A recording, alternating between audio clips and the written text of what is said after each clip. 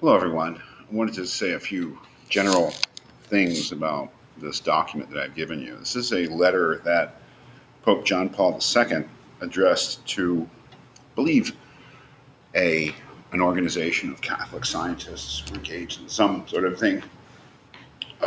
But uh, I'm not really completely clear about the type of the document, but it's clearly a letter that's addressed to scientists and biologists who are also Catholic, and our interest is in, I think, the way that it sets out certain ideas about the relationship between science and religion, and especially the relationship between evolutionary biology and religion. It's actually quite fascinating. Why have I given this to you? Well, this week we're focusing on science. And from reading Galileo, we know that sometimes scientific claims about the world can come into conflict with received ideas, religious ideas. And certainly Galileo's championing of the Copernican view that the Earth is in motion around the sun represented a kind of an earthquake, really, in terms of not only the religious view of human beings and human existence, but the general view of human beings had of themselves, many of them religious ideas. And then especially reading Darwin, this is really why I've given this to you. I mean, I think this puts into focus some of the issues that were involved, philosophical issues, in the excerpt that we read from The Descent of Man. What was that excerpt about from Darwin? It was the summary of a book that he wrote called The Descent of Man that dealt specifically with the implications of the theory of evolution, his theory, Darwin's theory of evolution by way of natural selection, to human beings. And especially in the excerpt I gave you, to explaining certain characteristics of human beings in evolutionary terms, that is, in scientific, materialistic, naturalist terms. And those aspects of human beings were reason and morality. Our capacity to think logically, to reason, our high intelligence on the one hand, and our capacity to be moral creatures on the other. And this is very dicey territory, really. And I find this document really, really interesting. And to some degree, I think it'll be surprising to religious people in general, to Christians in general, and to Catholics in general, and insofar as it is a statement about evolution from the Pope in the 90s that more or less accepts the theory of evolution as it applies to human beings, which is quite a thing. I mean, it basically says that there's just at this point, it's very difficult to doubt the fundamental truth of a general Darwinian approach. That is, it acknowledges that there are differences of opinion within biology, within contemporary biology, about the mechanism of evolution.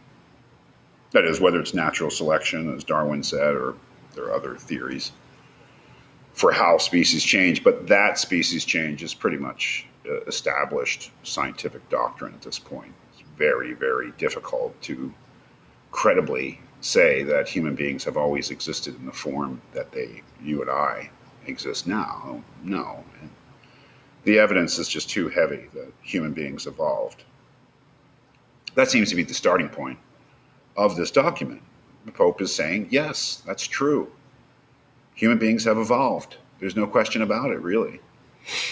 And there may be some difficulties, and a lot of difficulties, serious difficulties, in saying just how they evolved or according to what mechanism they evolved, but they evolved. Species change is an established part of our view of nature. It's just, and it applies to us. So then where do we go from there? And that's where things get more complicated.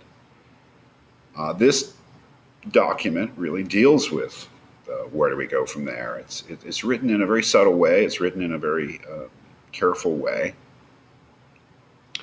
but it has huge implications for the kind of thing that Darwin was doing at the end of The Descent of Man. That is, accounting not only for our physical features. I mean, the notion that human beings physically evolved is obviously true. We did.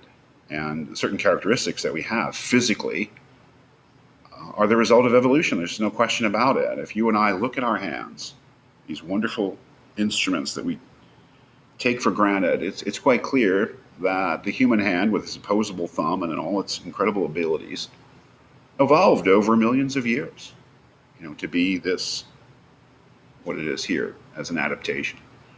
But that's one thing to say.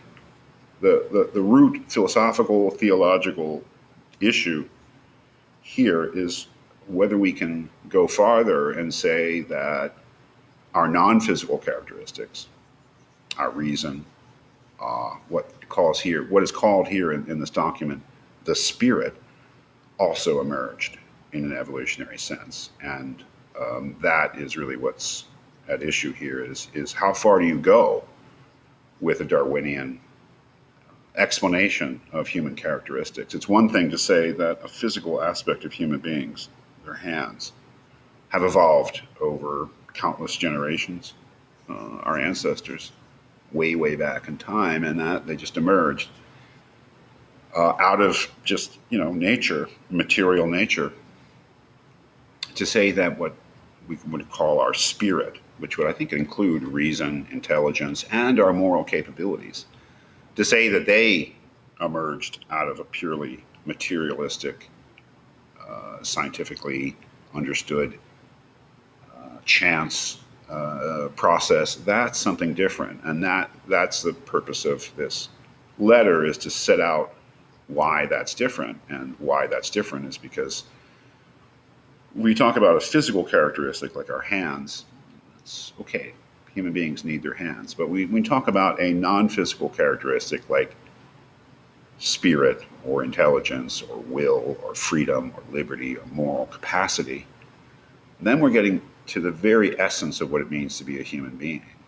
And if we explain that in a scientific way, if we say that those things just emerged in a chance way out of the physical processes of evolution, then we're treading on very different territory, the Pope says. And then we have to be very careful, because we would be undermining the basic religious assumption that human beings are the special creation of God, and that the essential characteristics that they have, reason, will, all the things that make them a person, an individual person, to say that those things are the mere accidents of evolution, according to the Pope, would undermine the deeper truth about human beings.